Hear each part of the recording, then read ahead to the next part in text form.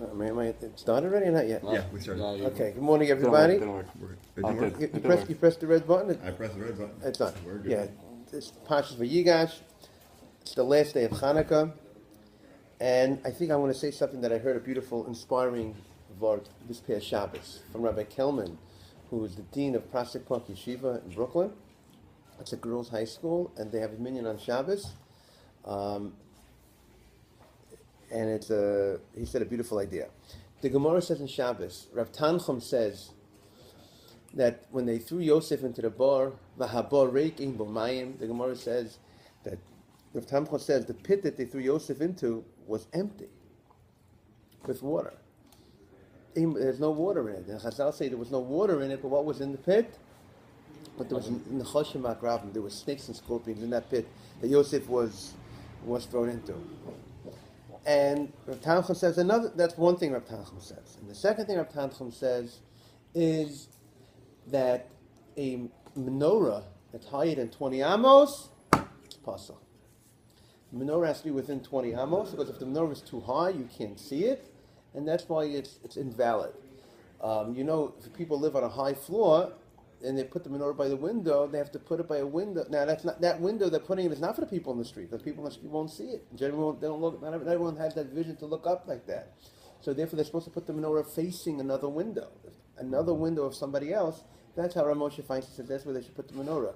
But technically, if it's going to be higher than 20 amos, higher than 37 to 40 feet, whatever you say 20 amos are, and unless you have a river view, and no window facing any street, then you won't put the menorah over there, because it's not serving any purpose over there. You put it at a different place in the house, on the table, wherever, where people are walking in, people are walking by. So, what is the connection? Many darshanim want to suggest there's a connection between these two ideas. They seem to be two random ideas that Rav Tanchum says. Something about Yosef being thrown into the pit. There was no water, but there were snakes and scorpions. And another thing Rav Tanchum says is that a menorah higher than 20 amos is possible. Is there some sort of connection? So B'derech Drush, Rabbi Kelman says the following beautiful idea. We know, and Rabbi Fishelis alluded to this a little bit at the Shabbos Yeshiva a couple of weeks ago, on Shabbos. Some say, we know, Torah is compared to water. We have in our lives, water serves as a physical thing that we need. Without water, we can't live. And also, without Torah, in a spiritual sense, we can't live.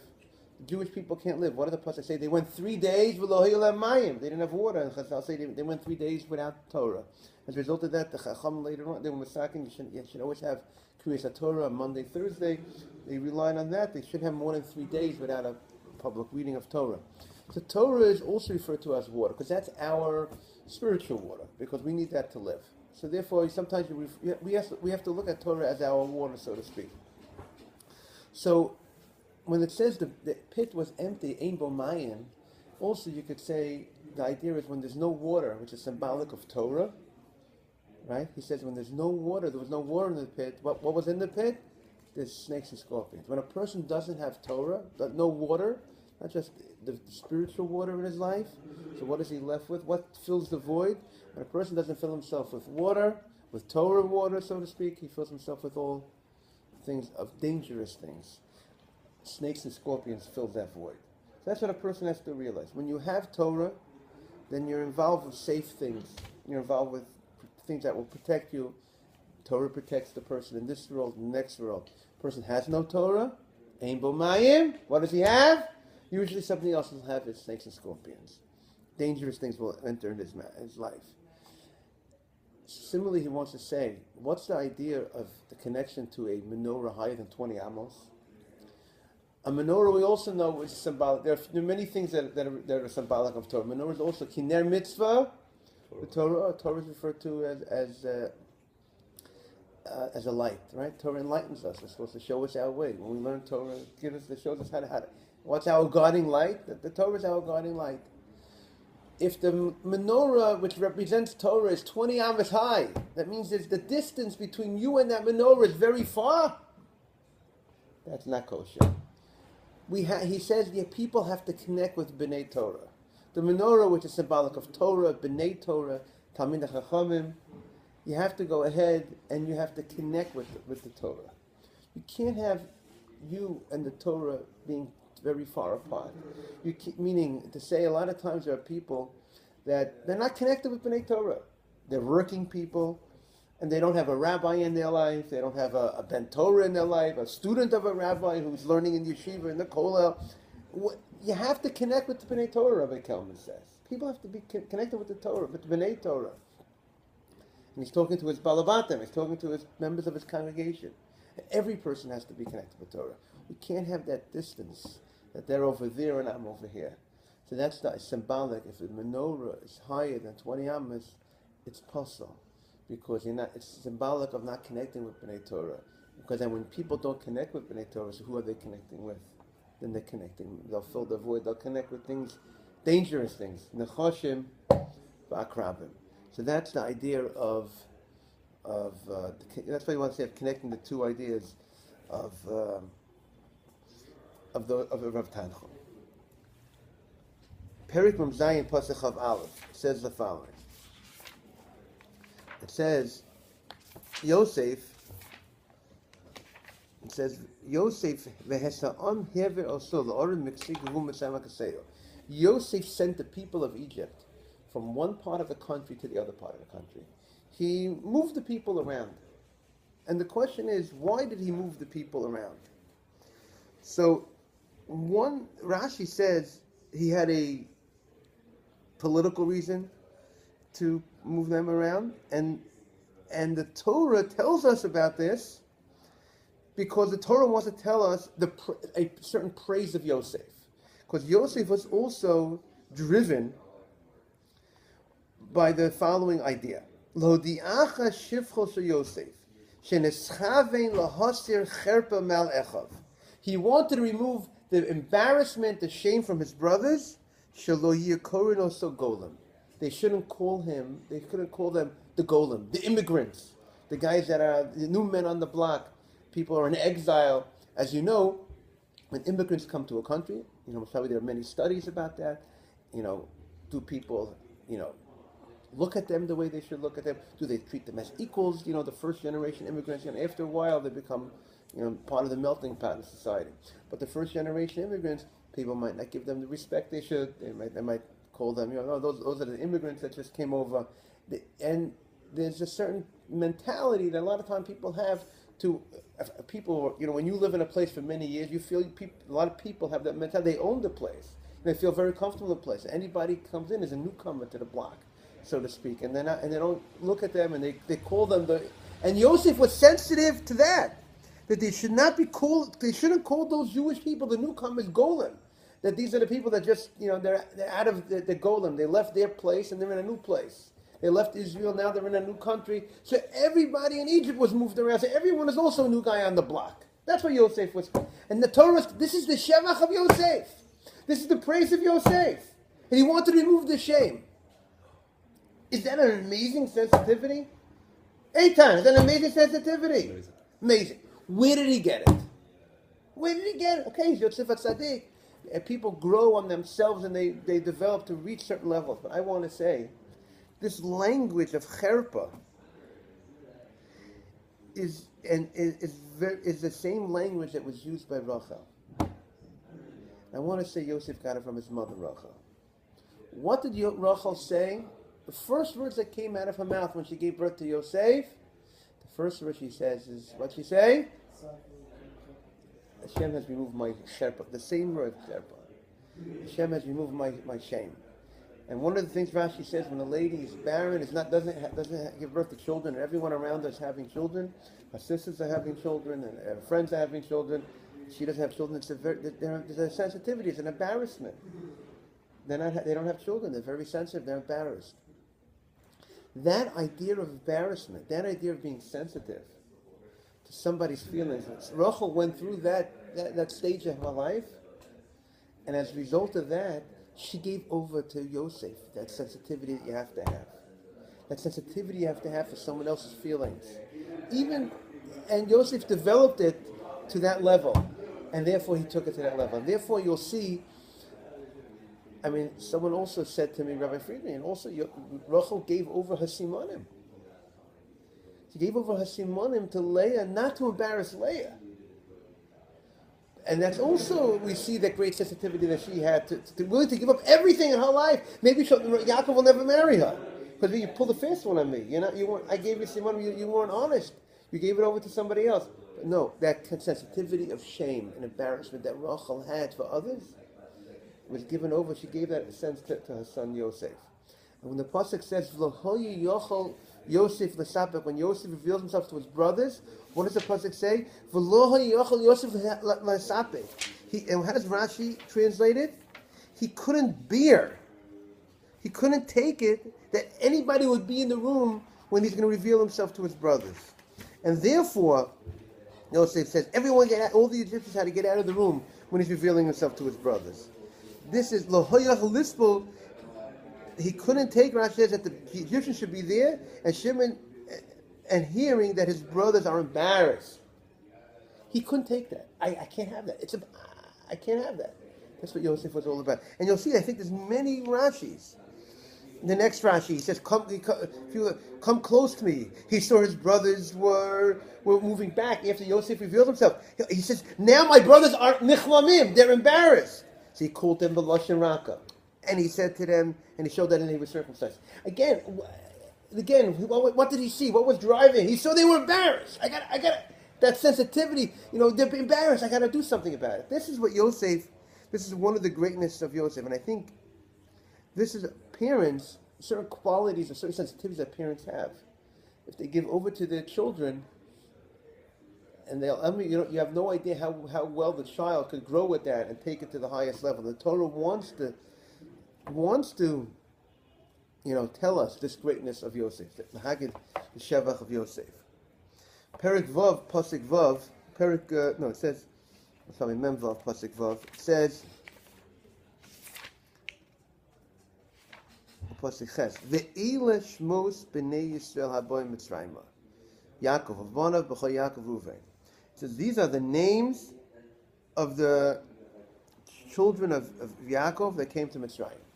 It struck me a little bit. Is it necessary to say these are the names? You could say Ve'ila B'nei Yisrael Haboy Mitzrayim, Yaakov. These are the B'nei Yisrael that came to Mitzrayim, Yaakov, Avanav.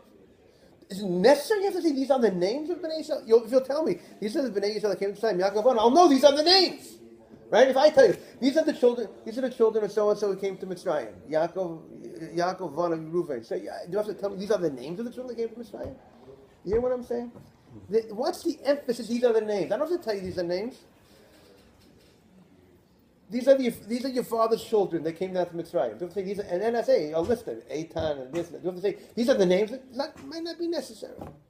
I wanted to suggest maybe that these are the names that are coming down to Mitzrayim. They're bringing the names down with them. That's what the Torah maybe is emphasizing. There's a whole Sefer Shemos. There's a whole thing. There's a focus on the names. And we all know the Chazal. Chazal said that because they didn't change their names, they didn't change their address, they didn't change their language. There was no intermarriage. So when they came down to Mitzrayim, Ve'ele Shmos B'nai Yisrael. It's not just the people of the B'nai Yisrael that came down to Egypt. What came down with them? The names they took down with them. Those Jewish names were coming down with our Jewish names, with our Jewish heritage, where we come from, and we're going to keep those Jewish names. That's Ve'ele Shmos B'nai Yisrael B'Mitzrayim. They came down with that. That was an idea that they had. They wanted to make sure from the beginning that they're not going to become assimilated with the Egyptians. And in those days, it was before Matan Torah, so one of the ways to do that was to have that Jewish name.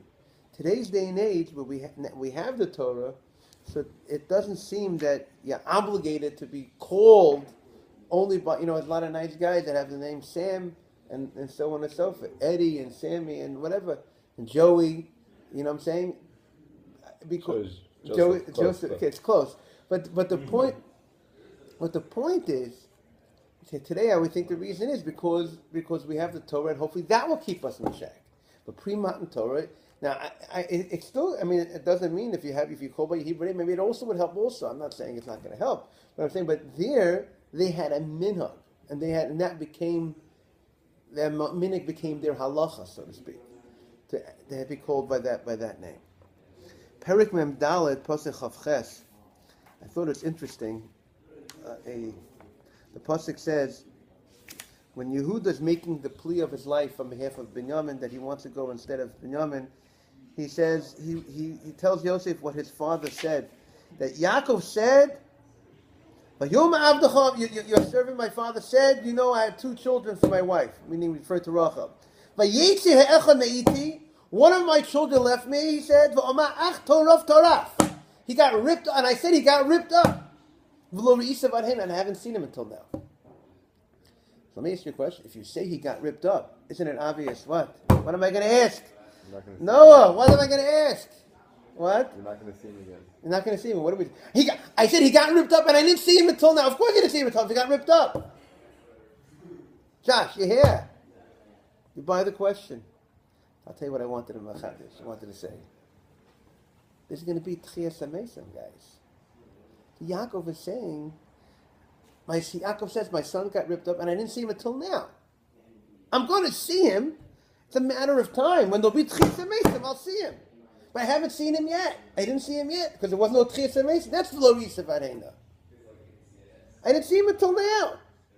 Every day in Shemona Esrei, 3 times a day, what do we say to people? What do we daven for? Mechai HaMesim. One of the Gimel Ikrim of the Rambam. Believe in Tchias HaMesim. The people are going to come back. When I menachem avil somebody, what I generally do is, after we, spend time talking to them, when I get up to say Hamakam, I usually like to say to the people that it's not over. The person's going to be back. I think that should be a comforting point to people. If people think about the fact, yes, it's a terrible tragedy when a person leaves this world. But I think there's the comfort in the fact that the people recognize that it's not over. It's not over. The person's going to be back. It's going to be Tchias HaMesim. So that maybe is what Yaakov's waiting for Tchias HaMesim. We're davening every day. Yaakov taking Tfilas harvest. They're davening for it. When will be Tchias HaMesim? So that's maybe that's the pshat in V'lo Re'isa v'adhen.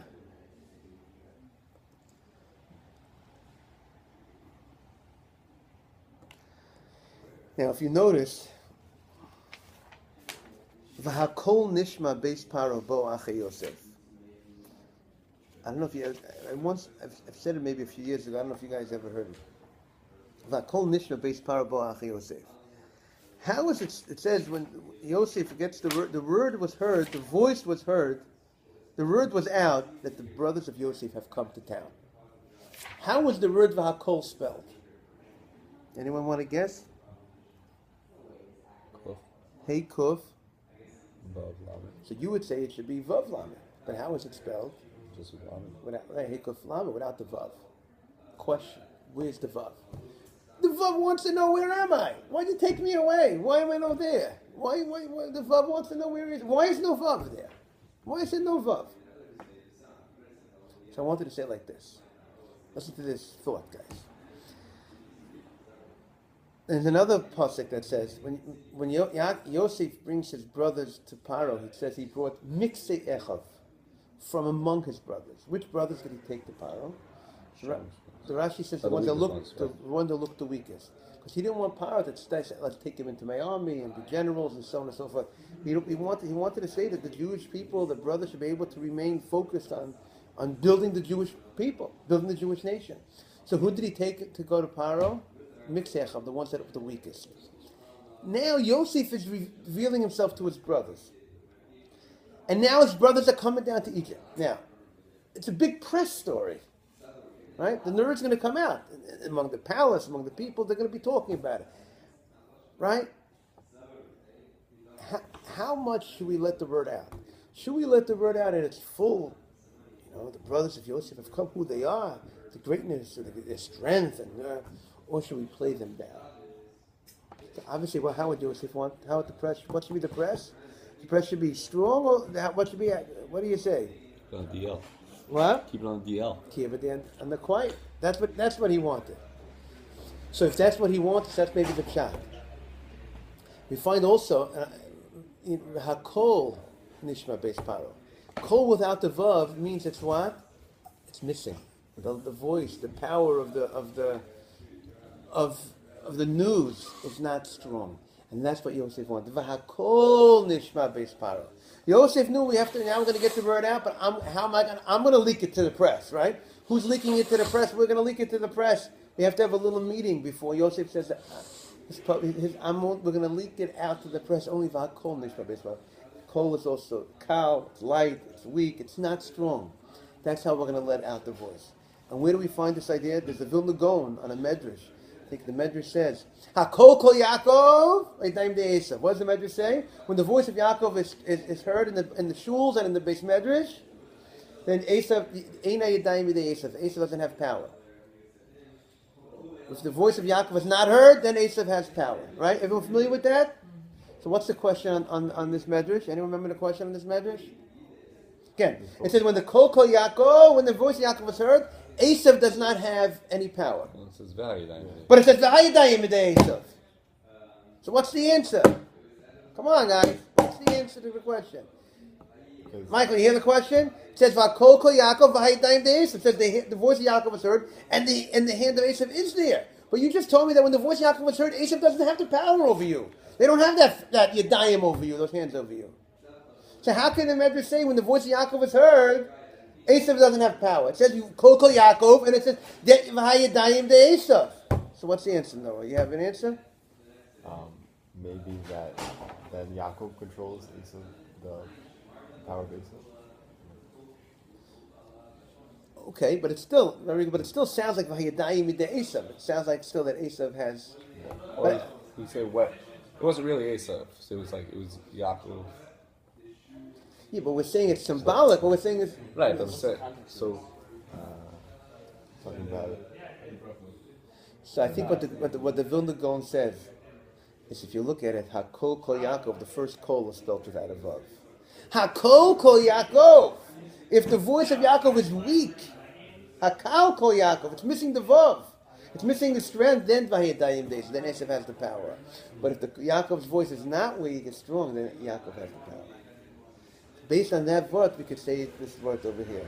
Same way they say it over there, without the Vav, it means it's weak. It's Vakol Nishma Beis Paro. The voice was heard in the house of Paro. What was the voice? A weak voice. They wanted to play it down, to make sure that the Egyptians shouldn't start saying, okay, we want them in the army. I'm just going to end with something which I said last night.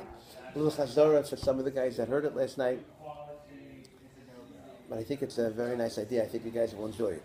It says, and I want you to say it over. You can say it over. I'm no copyright on it, all right? Vayar es hagolos. What does it say? When Yosef, we're going to end with this. When Yosef sends message to his father, then I'm still alive. The pasuk says, Yaakov. They told Yaakov Yosef's alive. He didn't believe. But then when they said all the words of Yosef, and he saw the agolos, saw the wagons, then Yaakov. So what was the agolos? Rashi says, Yosef gave a simon. What was the last thing? They were in osek. They were engaged in learning. Osek means with a strength. Like la'asok b'divrei Torah, we say. Adding to what we said last night. See? You're getting something new. La'asok b'divrei Torah. You're supposed to engage in strong. Torah is not supposed to be just casual, superficial reading. That's the la'asok b'divrei Torah. You have to, by the way, the Sfard Ashkenazim say different language. And obviously there are reasons for each of that. We say la'asok b'divrei Torah. He gave a simon. What was he engaged in? Yosef's learning with his father was the Parshat of Eglah Rufa. And that's why he says he saw the agolos. He saw the agolos. It doesn't say what Yosef said. Meaning he saw that simon that Yosef said. We were learning Eglah Rufa. The only one who remembers what they were learning last is Yosef. That's the great simon. It's a simon muvak. Now I know. I believe Yosef's alive. So I wanted to suggest. I think it wasn't by chance that the last thing they were learning was Eglah Rufa. It wasn't by chance. And I think it was something that was for an inspiration for Yosef. The fact that you're going to tell me that it's very similar to Eglah Rufa, you don't know who killed him, so maybe it's a similar, that's why if you don't know someone gets killed, you don't know who killed him, you measure the closest city, and then you go ahead and you take a calf and you break off chop off its head, and then you say, we're not responsible, we didn't kill the guy. So you want to say it's similar to Yosef, it's a question who killed him, it wasn't known, not everyone knew, it was a little mystery, but that's not inspiration for Yosef. I wanted to say that maybe perhaps, inspiration for Yosef was that it's, if you look in Sefer Shoftim, Parshat Shoftim, what is the idea of Egla Rufa? You take a calf that never never worked in its life, never was productive. You take it to Nachal Esan, you take it to a rocky area that was never productive. And this animal never gave over having any children. And you take it to a rocky area that was never planted. And the Torah says you're never allowed to plant the plow and not allowed to work that part of ground forever and ever. And the Sefer Chinuch says if you would find a place in Israel today that they chopped off the head of Egla Rufa, you're not allowed to plant there. It's a mitzvah. It's a mitzvah Me'igvah Zman Hazeh. Not a mitzvah that doesn't only apply to time of English. It's a mitzvah. The only reason we're allowed to plant everywhere in Israel today is because why? You go after roads. Most places didn't happen. Now, what is the reason why they have to do this Egla Rufa in a place where this doesn't produce fruits and everything? So Rashi says, because it needs to be an atonement for this guy, that you didn't allow this guy whose life was cut short, that he couldn't produce, this guy who was killed, you have to go ahead and chop off its head on a place that doesn't produce. Meaning to say, and what was the tragedy? This guy, besides his loss of life, he wasn't able to produce. And Sifsei Chum says what's referred to mitzvahs. He wasn't able to have peiros. What peiros for them are mitzvahs? If the guy was an old man who couldn't have children, we still do an egla rufa. What do you mean? You chopped off his. You stopped him from having children, but he wasn't going to have children anyways. No, it's not only referring. It's referring to the spiritual children. The Ma'asim Tov, Eila Tolos, Noach. Ika told the same Tzadikim as the Ma'asim Tov. The Tolos, we create two types of fruits in this world. We create children, Bez Hashem, and you also create the mitzvahs from the Ma'asim Tov. That's also a fruit. So, therefore, to remember that tragedy that happened, that somebody was not able to be productive, we're never allowed to plant here. Because we have to remember, somebody was cut off. His life from being productive, he was not able to be productive, so therefore we're going to remember that tragedy, and we're not going to plant in this place forever. To remember that tragedy, what happened? So, I wanted to say, maybe that's the pshat. Yosef took the lessons of Egla Rufa. The lesson of Egla Rufa is look what a tragedy is when a person's life is cut short, when he's not able to be productive. That's the tragedy. And Yosef says, I'm not going to let that happen to me. I'm not going to be alive and do to myself the tragedy that happens when a person's life is cut short. Yosef says, I'm going to be productive. For the next 22 years that he's away from his father, Yosef was very productive. He remained a tzaddik. How do you remain a tzaddik? By reviewing everything, what he learned from his father, by continuing in his emunah, as it says, Vayaki Hashem ito. They all saw Hashem was with Yosef. Yosef was, they have a great Shabbos. Yosef was not hiding his religion. There was Shem Shamayim Shoga B'fiv. He always talking about God. Elokim Yaneh Eshulon Paro. He lived with religion. Why? Because he understood the tragedy would be without being productive. He knows the lessons of the Egla Rufa. And therefore he lived with it his whole life. That he shouldn't be a person that was not productive in his life. And maybe perhaps that was the lesson of the Egla Rufa. And that's what Yosef took for him. And that was the strength that strengthened him. He kept on thinking about it.